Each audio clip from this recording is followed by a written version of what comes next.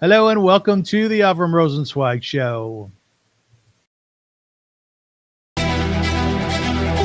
Welcome to one of the internet's best podcasts, where we dive deep into the lives of the extraordinary and fascinating people who leave an indelible mark on our world. Join us as we explore their captivating stories, remarkable achievements, and unique perspectives that shape history and inspire generations. Get ready to embark on a journey through the lives of inspiring people unlike any other.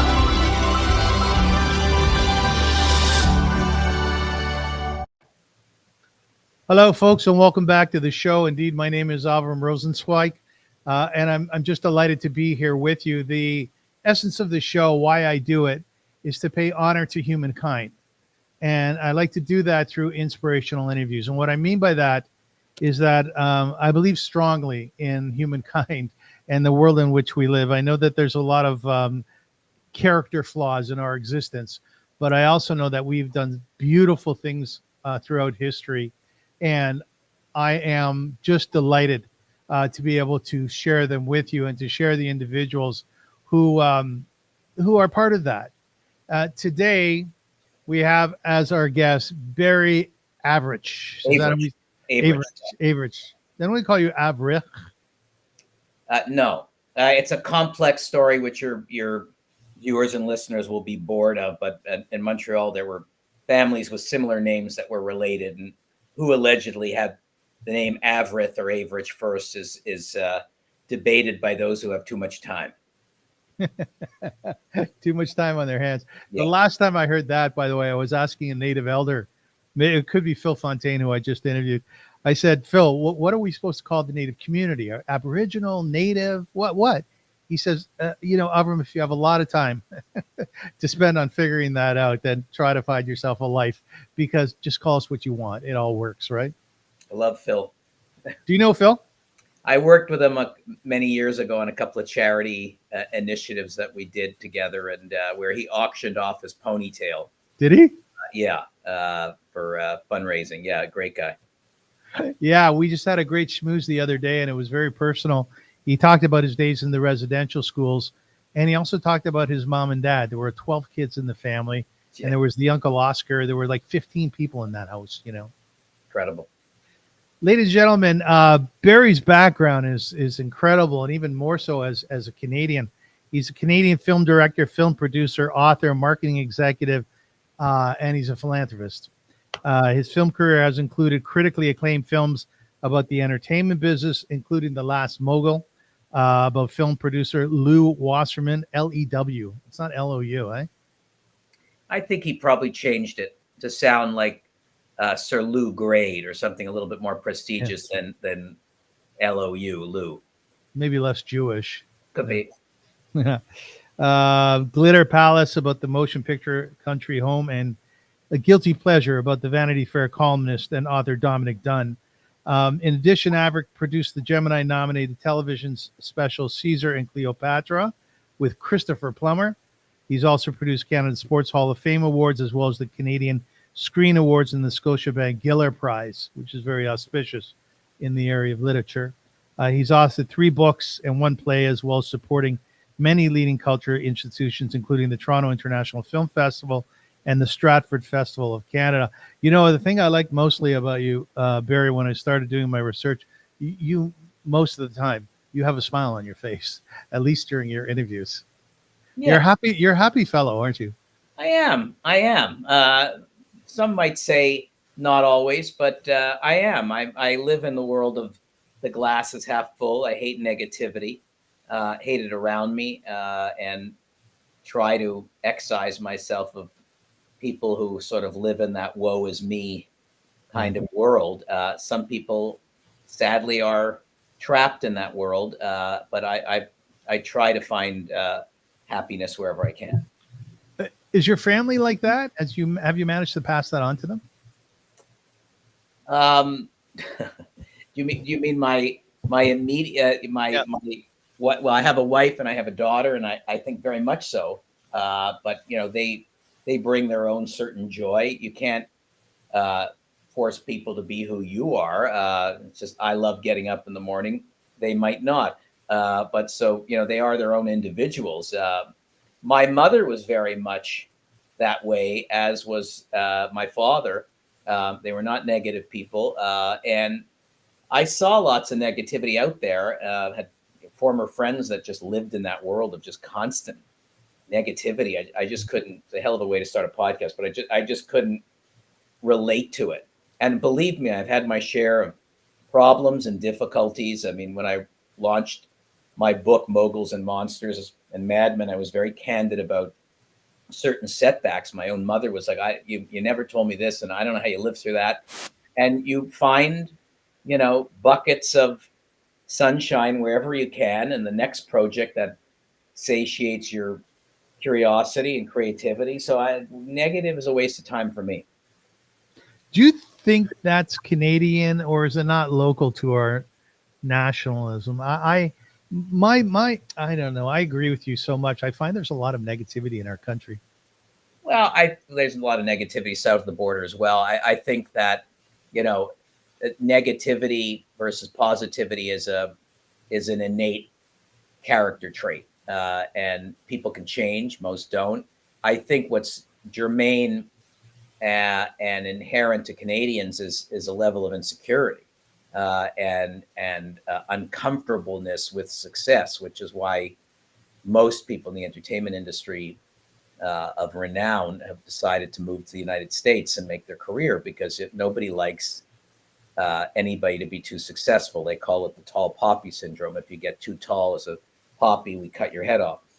So you've been in rooms, as have I, in parties where somebody talks about somebody being successful as a Canadian, and there's always 6 people that resent it.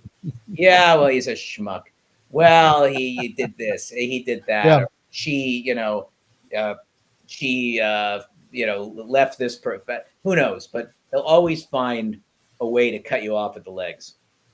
There are laws within Judaism, extensive laws, some pertaining to the concept of lashon hora, which is speaking badly about people. It's gossiping, right?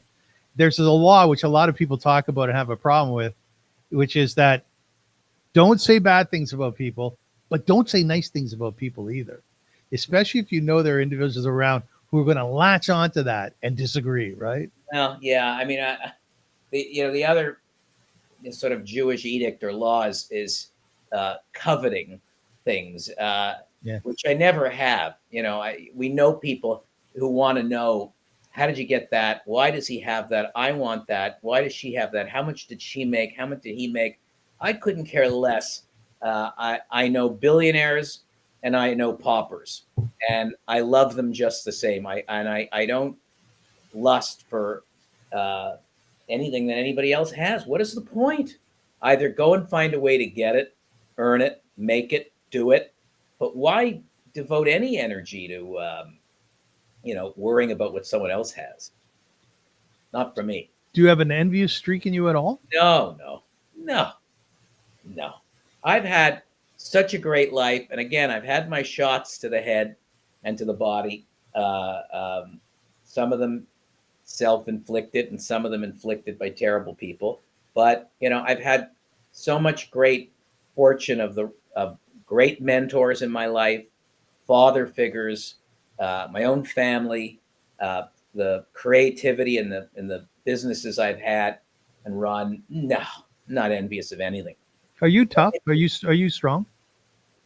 Am I strong emotionally? Yeah. Can you take the blows? Oh, yeah. I mean, I don't want to bother going down the road of imagining hypothetical blows, because nobody knows, how what loss is like. And I don't conjure up the potential of that. But I've taken blows and have lived to keep going. Again, through my research, I was wondering, you did a documentary about Harvey Weinstein, and he wasn't happy with it, sort of metaphorically, he wanted to take a shot at your knees, and you met with him and he threatened you and he tried to buy you out and so on and so forth. And there's a few other projects that you did, which I thought were really ballsy. Do you like that dynamic, knowing the person that you're about to cover or to shoot is not someone who's going to really like what you're doing? No, I don't gravitate towards those projects. It has to be a story that, number one, I'm interested in making, and number two, I think that there's an audience for it. Yeah. I've been making documentaries, probably over 60 of them, for a long time. The world of documentaries, I won't bore your audience, has changed dramatically in terms of what the audience wants to see. A lot of the documentaries I've made, I couldn't sell today. And would not find an audience because the streamers and the world has become very homogenized in terms of what they want. Crime or A-list names. Stuff in between, difficult to make. But to answer your question, it's not like I want a challenge. I just like telling stories that interest me. With Lou Wasserman, who was the head of, wasn't a producer, he was an agent who then became the head of Universal Studios and the most powerful show business figure of all time, who told me at a party, "You will never make a film about me, whether I'm alive or dead." That didn't encourage me to make the film or not make the film. I just felt this was a Hollywood 101 story I wanted to make. At the time when I made 2 Harvey Weinstein films. At the time when I made Unauthorized, and that's the period you're talking about, I knew him. We had worked together. He knew I was making it. He discouraged me from making it. And he was nervous that I would unearth certain things that the world didn't know about at that time. So he did everything he can to make sure that that film didn't get released. And he succeeded in that. Film was shown in Canada. In the United States, he had his very good friend, Jonathan Dolan, who ran IFC Films, which is part of, MSG, Madison Square Garden's massive entertainment company, reach out and buy the film and then never really release it.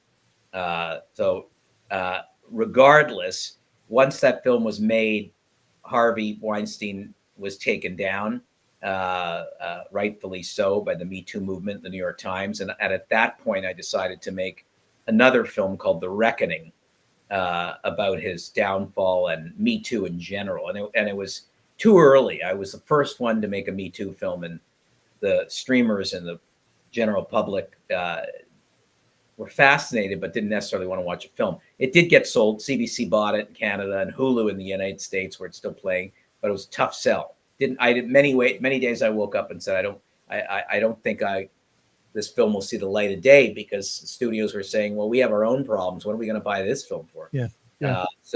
But at the end of the day, I gravitate towards interesting stories. I can't be as selfish anymore about saying, I'm just going to make it, it'll find an audience. I have to be very careful now, because the streamers and the networks have become very selective.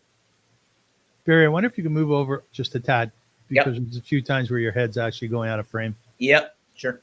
Okay, thank you. Yeah, and you were about to create a documentary about Jeffrey Epstein, and you backed out of that one. And I think your thinking was, tell me if I'm correct, was that, like, who's going to watch this stuff, right? Yeah, I mean that I wasn't about to make it. I was researching it, and the New York Post, page 6, ran a story that I was doing it, and I was suddenly flooded with calls from victims, victim rights associations, the head of police of Palm Beach, who was saying, if you're going to make this film, this was before before Jeffrey Epstein was charged the second time. No one knew who he was. No one. So this was all before him going to prison and hanging himself and all of that stuff. All before. So, and even Netflix, who I met with on this, said we've never heard of him. Who cares? And the more I dug into it, and I followed him, I stayed in a car outside his house and had a whole plan of how to expose him. But there was no interest in people wanting to see this film. And so I'm not going to just make a film and show it on a wall in a shopping center. There was no interest. And I had a very young daughter at the time, and the subject was really starting to bother me. And so I let it go, and then sure enough, he gets arrested, goes to jail, kills himself, and then suddenly it's a Netflix miniseries. What's it like after you've made a documentary, someone buys it out and never shows it? Is that heartbreaking for you? Well, it's only happened once, and I know that's happened to many people in the feature film industry where they'll do deals and sell films because they have to have them in a bidding war, and then they just never get released. Harvey Weinstein was famous for that. He'd go to Sundance and have to have a buzzy film and pick it up and then not release it because he did some testing and the public hated it. So I've not had that experience. It was very annoying to me in the United States with Unauthorized, the first Weinstein film, and I made sure to embarrass IFC wherever I could on this and say, why aren't you showing this film? And they, oh no, it's available. And they had a very early streaming platform, very early, called Sundance Now, Yes. which in those days, pre-Netflix, nobody knew how to use a platform, where to find it. And so I said in many magazines, including Vanity Fair, that you needed a St. Bernard in the winter to try and find this movie.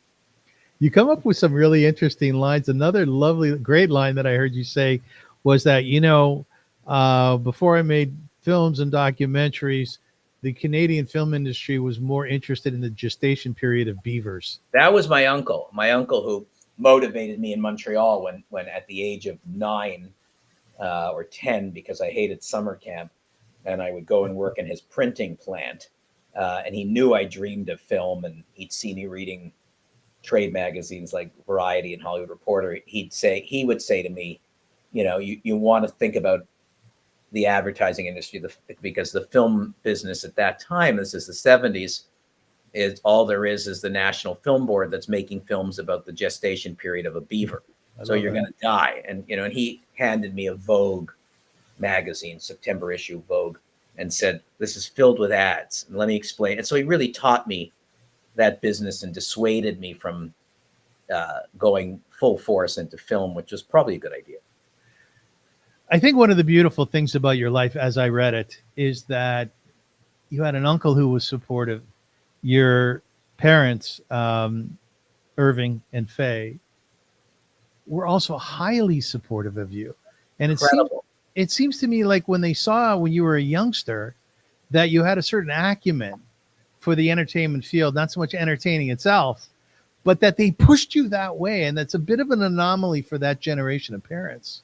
Well, there was no pushing. They did embrace. And I don't know whether it was because they saw the Hebrew marks, the marks that I got in school, in the Hebrew school I was attending in Montreal at the time, which were marks that nobody had ever seen in any kind of numerical system before. And my rabbi, Pinchas Tessler, would regularly call me into his office and accuse me of everything and tell me that his famous words to me were empty diploma, which meant that, graduation was coming and the tube would be empty. Really? Is that what he said? Empty diploma. Anything that went wrong in the school, I was accused of. And even if I was away and out of town, and even I'd left the school, it had to come to me. He would say, my Hebrew name was Dov, and he'd go, Dov, you're the mafia of the school. What? I wasn't running poker games or. Were you a good kid? Oh yeah. I was putting on variety shows. I was not, I was an entertainer, but I wasn't doing drugs or smoking in the hallways or any stuff like that. But somehow anything stunt wise or practical joke wise had to be me. But so I don't know whether it was my marks that my parents, they knew I loved the entertainment industry. They knew that my father used to say every time I come home with a report card, because it's not like they were wealthy people that could afford to send me to a private Hebrew school, but my father would just constantly say to me, just graduate. You're going to be fine. You're going to be fine no matter, I'm not worried about you. And he took that sort of credo up until he died. And then my mother just really supported and embraced everything that I wanted to do. And she worried, but, whenever I was making a film, I would take her with me. When I was doing a film called An Unlikely Obsession just looking at the poster to remember the title. An Unlikely Obsession, which was based on Sir Martin Gilbert's book, Churchill and the Jews. Great book. I took her to London with me, and she went to the Marlborough,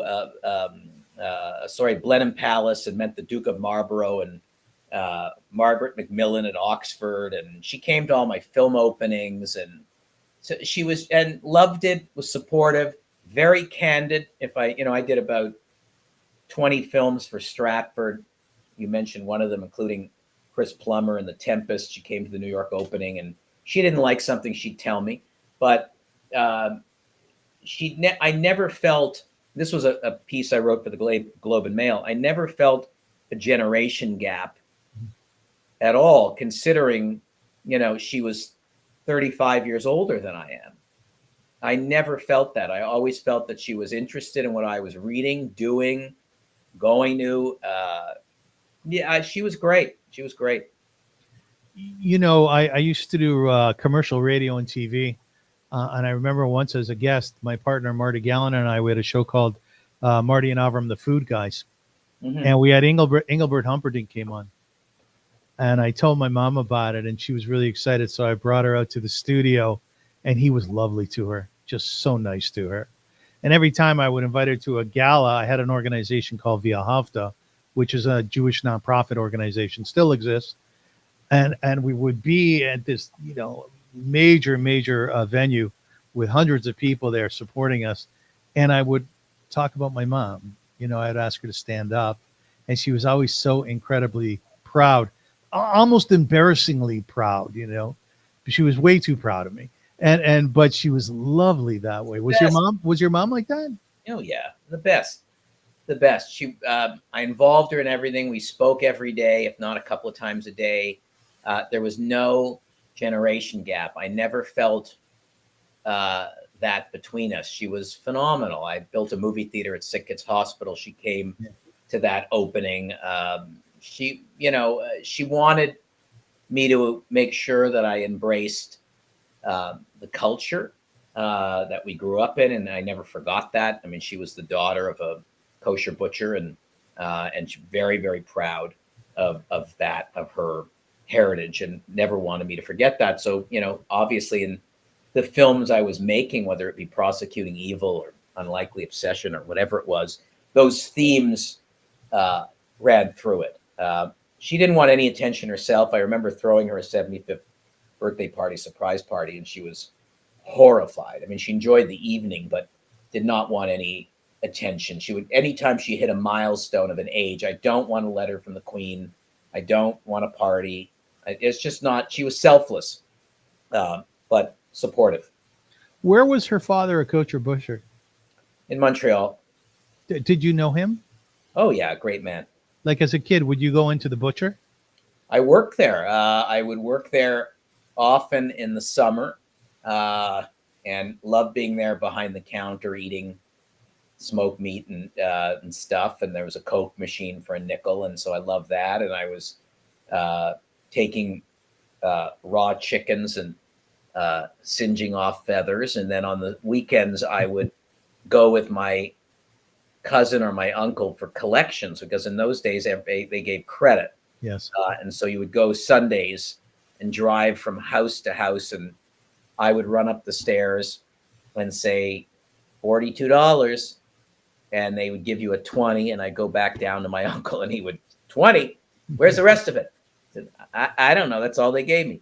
And then we go and have a wonderful lunch together. So with either him or my uncle was my grandfather's son, who carried on in the butcher shop. But this was in an area of Montreal called Outremont. Outremont, yes. Classic, sort of a Kensington Market, Toronto kind of thing in those days, but to a certain degree. But I loved it. Yeah, he was a great man. He was truly a patriarch of the family. What was his name? Louis Gorelik. It's a good name, Louis Gorelik. Yeah. What's your relationship to meat today? To meat? Yeah. I don't eat a lot of meat, but I occasionally like a good smoked meat sandwich, and and very, very picky about where I eat them. And I like a steak, but I'm very, very picky. But I rarely, I mean, if I have a steak, it's maybe once every 2 months, a hamburger once every 6 months. Yeah, So you're healthy? Do you take care of yourself? relatively. Like you work out? Yeah. Well, listen, I have some great news. We got sponsorship for the show. So I have to read an ad. And you know what Go ahead. sponsorship is all about, right? Go ahead. The Avrum Rosensweig Show is sponsored by the Professional Center, Toronto's premier co-working space at 120 Adelaide, where more is the standard. The industry leader since 1987, TPC offers private and team offices, fully equipped meeting rooms, collaborative workspaces, premium amenities, and exceptional hospitality. Book a day, a week, however long you need. Escape work from home distractions and discover more privacy, more productivity, and more community at TPC. For more information, visit theprofessionalcenter.com. And if you mention my name, Avrum, AVRUM, for 10% off private offices and meeting rooms, you will receive it. I just like saying the word privacy. Talking about getting out of your home and renting office space, you did an interview during COVID, and it was really funny. You were talking to the interviewer, and you said to him, I'm still creative. I haven't backed off from that at all. And I still go to the supermarket because I need to shop. And when I'm walking down the aisle, I smile at people and say hello, and they look at me aghast as if I want to come over and lick them. Well, that was during COVID because, like many people, they were afraid to go out. And so I'd be sent with a shopping list once or twice a week. Yeah. To that comment completely specifically to COVID, where I would go into a grocery store with a mask, with gloves, ridiculous, and with this list, and people would go up and down the aisle, and if you were going up the aisle when it should have been down the aisle, they were horrified and freaked out, especially older people. Fine, and I would say hello, and they would be just nobody. It was like a dystopian Margaret Atwood book, and just nobody can talk to anybody. It was such a stupid waste of time. And I worked right through it cautiously, but I wasn't a maniac about it. It was whatever. Are you generally an effusive fellow? Like I know myself, when I go out in supermarkets, is a good example. I will speak to the women at the cash. I will make every effort to engage. If I sense a chemistry, yes. I mean, my father, I get that from my father. My father would talk to anybody. If a phone rang in a Hudson's Bay store, he'd answer it and tell them that pants were on sale for half price. The appliances were all marked down, and just a mischievous guy. Spoke to everybody. We'd be in a restaurant, he'd overhear something at the next table, he'd weigh in on it. If I feel the chemistry, yes, or if I feel that somebody's really down, whether it is a cashier or someone else in the service industry, then I will do my best to try to cheer them up and bring them out of it. And I learned that there was a gentleman, a well-known theatrical producer named Bill Friedman, who came from Toronto and married a legendary Canadian actress named Toby Robinson. They moved to London, England, where she had a career, and he opened up a string of theaters and did very well producing. And I remember going to meet him in London, and we went for dinner, and the waiter was extraordinarily miserable. And Billy just said to him, "Sit down for a minute." No, I can't sit down. I can't sit down. No, sit down. Sit down. What's going on in your life? He did. And in 10 minutes, just changed this man completely. And there are those that are born and destined to be miserable, and so be it. There's nothing you can do. In that light, you talked about your friendship with Quincy Jones. Mm-hmm. And the first thing you said was, you better put aside the entire day, because once you two started chatting, 14 hours or so would go by. But the real compelling thing about the story you told was that you were going through a difficult time in your life. And he obviously recognized that, and he sat you down and he took your hand. And I think his comment was that every beautiful picture begins with a negative, right? Yeah. And I imagine that you sitting there with Quincy Jones, such an incredible giant in our day, composer, writer, director, all of that. What was that like for you? Were you open with him? You can't help but be. And it became a beautiful friendship. He's not in the greatest shape. He's 90. But it became a beautiful friendship where I had gone to his house. I can't remember for what reason. And then from there, we ended up going to, we were connected through friends, and I got invited to his house, and we went to a recording studio at like midnight for him to record a new protege, of which he was brilliant in spotting talent. A kid from Cuba, brilliant pianist. And we watched him lay down 8 or 9 tracks, and then went to a restaurant in LA, Matsuhisa, with that's the guy's first name, the chef. His second name you might recognize being Nobu. And Nobu opened for him at 2 a.m. And then we sat for another 4 hours and ate and told stories. And Quincy and I just connected. So I got invited back to his house, and just over the years, it was always a great experience because the house is insane, and there's always his music playing, scored right through the house, and there's amazing food put out for you, and you wait and you wait and you wait till he comes down. He generally starts his day at 3 p.m. And you wait for him, and you wait and you wait and you wait. And the first time I went, I made the mistake of having dinner plans because I was meeting him at 3. Yeah. And my dinner plans were at 8, but we were sitting down for his lunch at 8. So I never made plans again when I went to visit him. And he just wanted, one of those people that wanted to know your story versus him telling you his.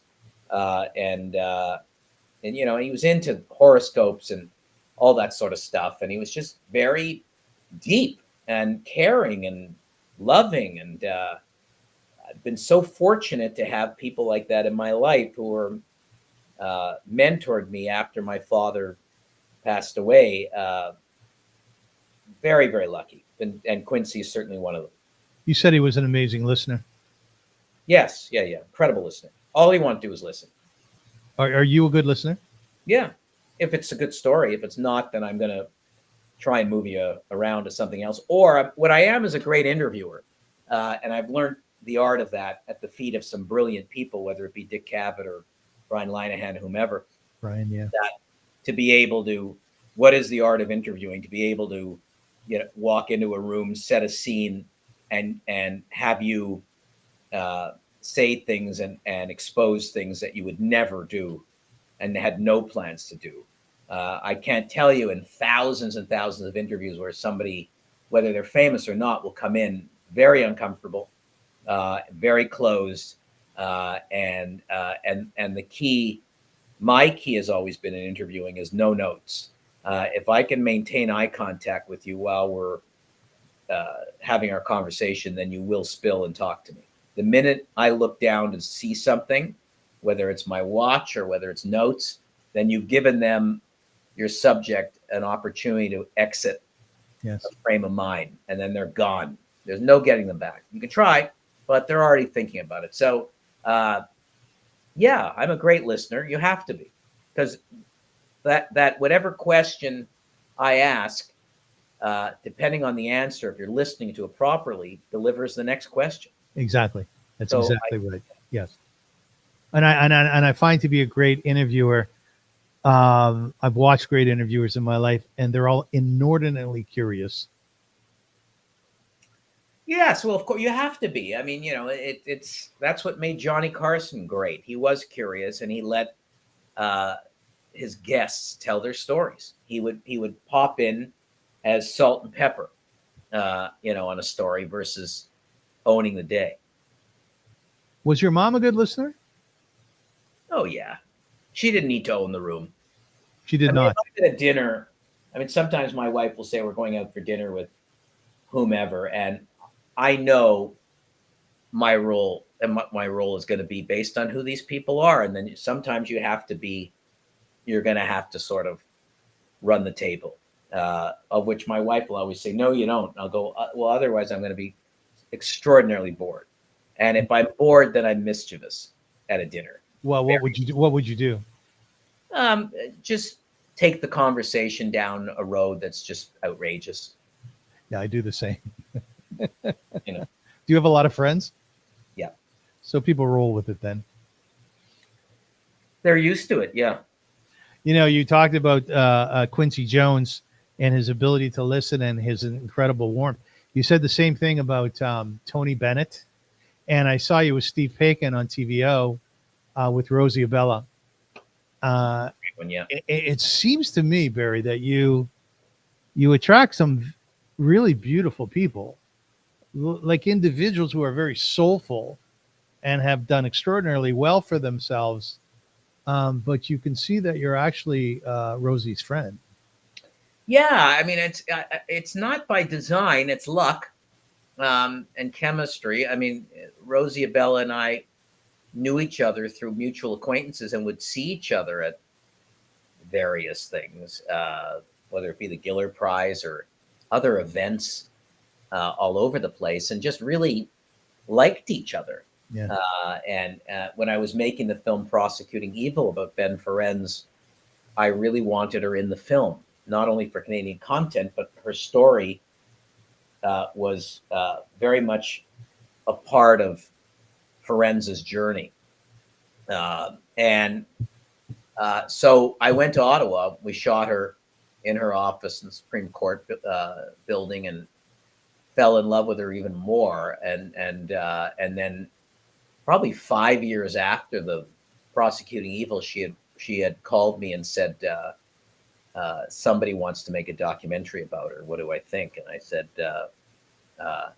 great idea. I never thought it would be me. And I said, it should be done. And she said, can you have a look at the treatment? And I said, really not fair. This person has a vision for the film. But, just make sure the film has a home before you start making it. Anyway, it wasn't the answer she wanted. And then a year later, she wrote back and said, well, the person's prepared to do this and that. And it wasn't quite right. And I just said to her, fine, I'll make it. And she, what are you talking about? What do you mean? So I'll make the documentary. And I broke every rule in the book because I had not pre-sold the film to anybody. I hoped somebody would want it because Supreme Court judges aren't famous. And it was one of the certainly top films I'm proud of in terms of that story. And I truly love her. She's a wonderful person. What are you proud of having to do with the film? I'm proud that the story got out there. I'm proud of her story. So the fact that, again, I don't think a documentary will ever be made about a Supreme Court judge in Canada ever again. It might be done in the US on certain scandalous Supreme Court judges, but in Canada, no. Again, we don't make documentaries about people unless they're heading to prison or they're famous musicians. So the fact that I was able to make it, get it done, get the world to see it. It's on Air Canada now. I love that. It's on CBC. It's on PBS for people in the States. And that was a coup in getting, 99, interestingly enough, 99.9% of the PBS stations in America to take it. The only one that hasn't taken it is Boston, where she teaches at Harvard. Why would that be? Who knows? Stupid. Who knows? So when you're doing a documentary about Rosie, David Foster, how intimate do you get with your subjects? How close do you get to them? Very. You have to be. You have to be. If I'm not gonna, I'm not gonna say the name, but there's a documentary at TIFF this year about another famous Canadian, and I had no chemistry with that person. Zero. I didn't like them. I didn't feel it. It's a good story, really good story. I didn't feel it. I could not connect with that person whatsoever. I'm glad that a film was finally made about that person. It should be made. It should be a career that's explored. But if I don't feel it, I don't feel it. Not interested. It's too much time and money of an investment if I can't really, dissect your life and what drives you. There's a sort of classic adage or idea that sometimes the closer you get to your heroes, if you will, that the light kind of turns off a little bit. There's great Hasidic stories like that. But did you ever start doing a documentary where you really embraced the person, man or woman, and sort of as you start to move along, you thought, maybe not so much? Yep, it's happened. I'm not going to say the names, but it's happened. It happened a couple of years ago. I was starting work on a project about somebody, and I just continued to see shades of something I didn't like, and and it was very difficult for that person because I just basically said, I'm not gonna do it. I'm not gonna do it. I don't feel it. So I moved on. So you really go on your guts when you're doing a project? Well, it's gut. It's an experience of knowing what the market will want, and if the market doesn't want it, can I still market my way through it and find an avenue for the film? For sure. Your trajectory in terms of your resume, it's really quite fascinating. You started off in movies, eventually you moved to marketing. You worked with Borden Advertising, Echo Advertising, became the CEO of it. You made documentaries. Is there one particular area that you were most passionate about? As long as it's storytelling, it doesn't matter. I mean, I'm just as excited making a film as I was, producing Toronto's bid for the Pan Am Games for 2015 as I am, working on a major gala for a hospital. As long as I'm creative and I have, can work with people that appreciate that, and I don't care whether it's making an ad or making a film. And that's why people say, why have you stayed in advertising? Why not? I love it. And you work with some good people too. And then you became an author. You started writing books. Moguls, Monsters, and Madmen was one of them. Was that transition difficult? Because making movies, making documentaries is more of I'm focused on a 90-minute piece here, where the authors that I've spoken to, they have to commit 2 years to writing a book. Well, I've written 3 business books and 1 memoir, and I have a book coming out next June called The Devil Wears Rothko about the art world. And no one said I'm a great writer. I can write. Right. And so for the author that takes 2 years and 5 years, God bless them. They're way better writers. They're and I appreciate that. I write the way I speak. It's very conversational.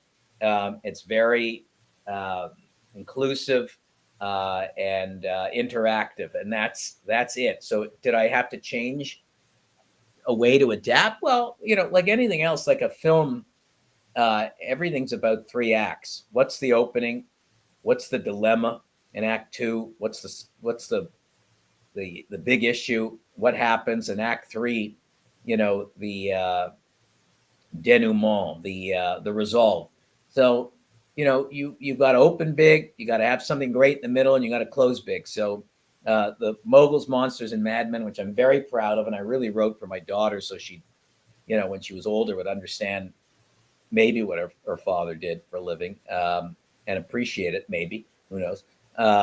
Time will tell. I wrote that on about 15 airplane rides. Really? Yeah. On a phone. You wrote it on a phone? Yeah. I love that. Yeah. I would just, if I had a chapter, I, bang it out, then, polish, and hopefully it gets better. Yeah. I've written a lot of articles actually on my phone, and it's so small and it's so focused that there's something about it that actually works. Right. Yeah. I don't love it anymore as I'm getting older, but I will find different mediums, but yeah. Are you an artist? In what medium? In paint. Do you paint? No. I collect and I appreciate it, but I don't paint. My mother was, my late uncle, not the one who advised me my career, but another uncle of mine on my father's side was a very, very gifted artist. My mother painted and sketched and did all kinds of different sculpture work. Very, very talented. But no, none of that was passed on to me. My parents both had extraordinary handwriting. My handwriting is that it's, if I hand someone a note, they immediately assume it's a ransom note, and bring it down to a police station to have it deciphered by those that are familiar with the criminally insane.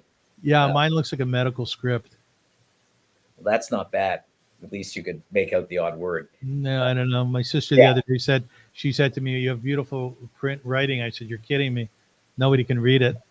But the reason I ask you about art is because you've actually spent some of your career, some of your time focusing on the art world, the legitimate art world and the not so legitimate art world. So what sort of art do you like, Ashley? I'm an artist, so I'm deeply intrigued by this.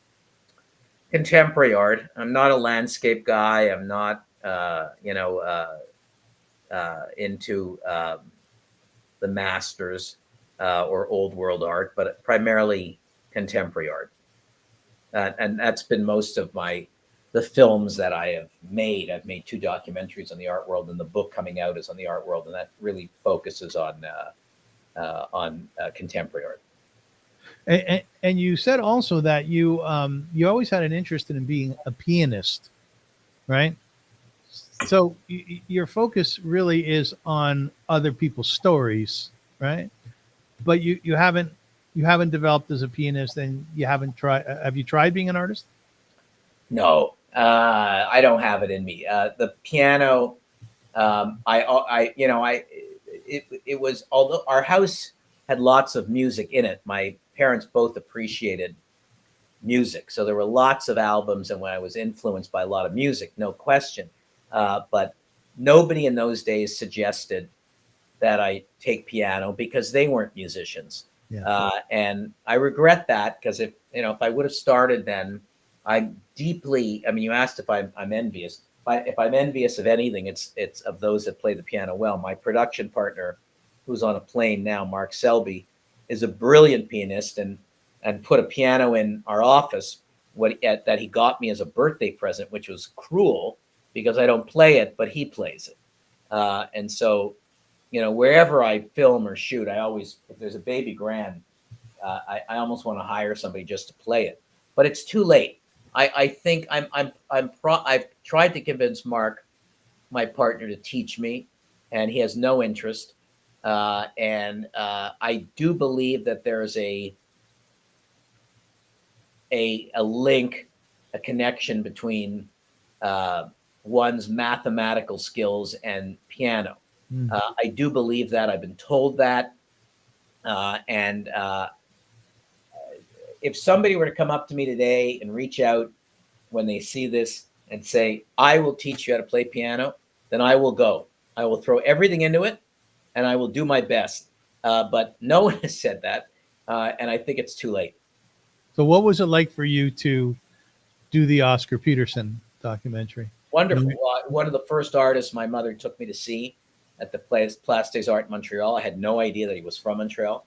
And, I specifically, because I love live music and loved Oscar's work, I specifically constructed that film as a docu-concert where, in between the film, there were storytelling, there was extraordinary live music being played as an homage to him.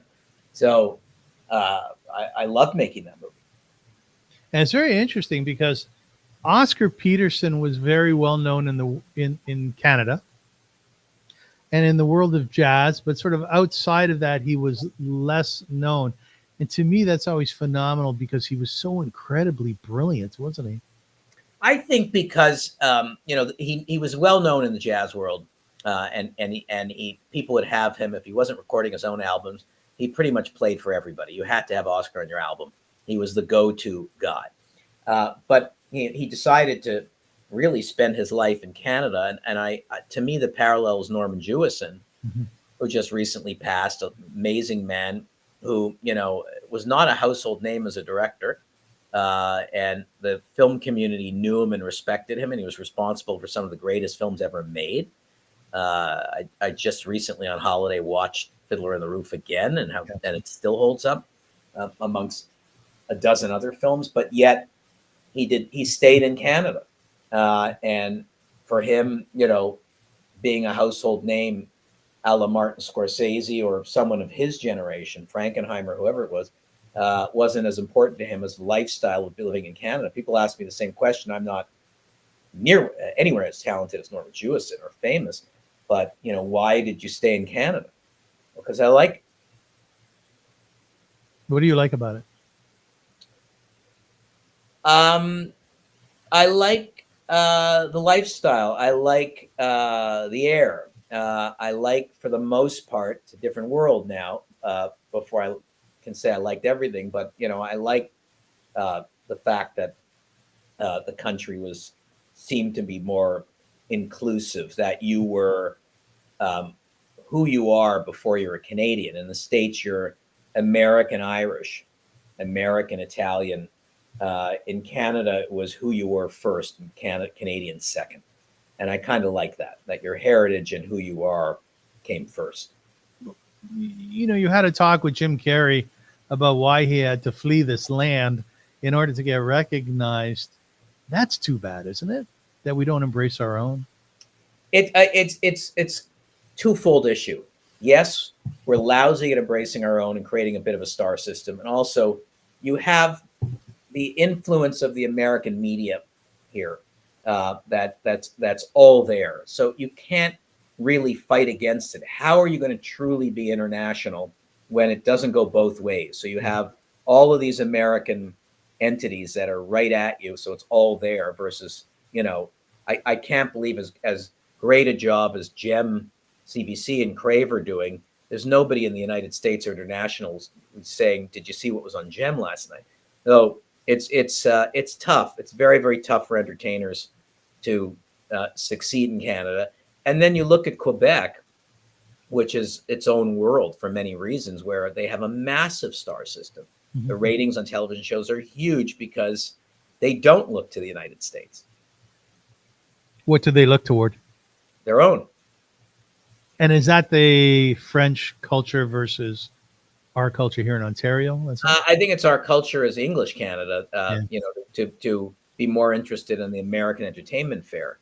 In Quebec, they're not going to gravitate. Not saying that Quebecers don't watch, Yellowstone or something, but they're producing great stuff and they watch homemade. I have to tell you something. I worked in the area of charity for many, many years. I worked at the United Jewish Appeal for 7 years, and then I launched my own organization called Via Havta. It's a Jewish humanitarian organization working with the homeless. We worked in Guyana and Zimbabwe, and so I understand that world. And I was very, very deeply inspired when you were asked about your philanthropy. And you stated a few projects that you've been involved with, but you said the one that you were most passionate about was at Sick Kids Hospital, where you helped to create Daniel's Hollywood Theater. And these were for kids, obviously, who were at the hospital and they had the ability to watch first run films. That's a really beautiful thing that you did. Like, well done on that. Thank you. I'm very proud of that. What did you take away from that? What was your inspiration to do it? Well, my inspiration was I'm a terrible hospital person. I won't even drive down University Avenue in Toronto. I'm very squeamish and I'm just not good. I was visiting somebody in the hospital and I saw a kid trying to watch a movie on a, wasn't even a laptop. It was a portable DVD player resting on his chest. And this is crazy. He's in a hospital. He's stuck. He's away from his family. He's suffering. There has to be a space in the hospital that can show a film the way it was meant to be seen. Yes. I can't stand seeing people watch a film on an iPhone on a plane, much less an iPad. I get it, but I don't like it. I think films are made to be seen the way they're made to be seen, larger than life. And so I literally called the head of Sick Kids Hospital, a wonderful woman named Mary Jo Haddad. And I said, "Mary Jo, you don't know who I am. I have an idea and you have 24 hours to say yes or no." Mm-hmm. such arrogance as she now remembers it. It's like, what is it? I said, I want to build a movie theater in your hospital. I will raise the money. You don't have to do anything. And she said, why 24 hours? I said, I just don't want to deal with bureaucracy and board directors and red tape. So I've been down that road. If you say yes, it will happen and it'll be great. And she said yes.